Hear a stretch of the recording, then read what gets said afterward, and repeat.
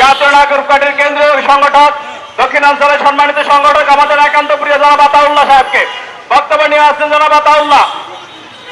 সংগ্রামী উপস্থিতি, এই বাংলার আপাময় নেতা, অবিসংবাদিত নেতা শেরে বাংলাকে ফজলুল হক বলেছিলেন, যখন কলকাতার দাদা বাবুরা আমার প্রশংসা করে তখন আপনারা বুঝে নেবেন এ দেশের বিরুদ্ধে ষড়যন্ত্র চলছে।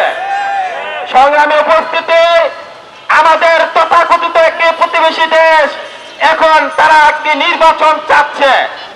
তারা যখন নির্বাচন চাচ্ছে, এই সুযোগে গণহত্যাকারী দল তারা মুখে মাস্ক পরে কাপড় বেঁধে তারা সংগঠিত হওয়ার চেষ্টা করছে। তারা পুনরায় তারা রাজনীতি করার চেষ্টা করছে।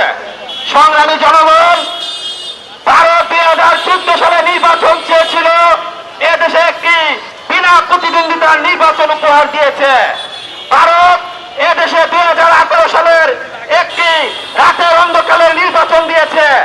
এই ভারতের কথা মতো 2024 সালে একটি আমি তুমি দামি নির্বাচনে দেশের জনগণকে তারা দিয়েছে। আমরা বলতে চাই, ভারত যখন নির্বাচন চাবে, ভারতের কোনো অধিকার নাই।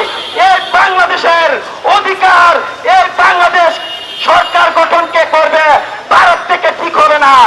আমরা স্পষ্ট বলে দিতে চাই, এটি একটি নতুন বাংলাদেশ।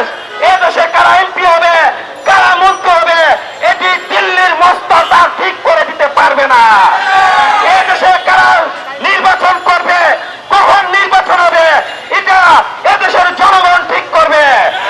এদেশের জনগণ জুলাই অভ্যুত্থান সংগঠিত করেছে। আওয়ামী লীগকে বিচারিক প্রক্রিয়ায় নিষিদ্ধ করতে হবে এবং একটি সংস্কারের মাধ্যমে একটি নতুন বাংলাদেশ বিনির্মাণ করতে হবে এবং একটি গণপরিষদ নির্বাচনের আয়োজন করে একটি গ্রহণযোগ্য নির্বাচনের দিকে যেতে হবে। অন্যথা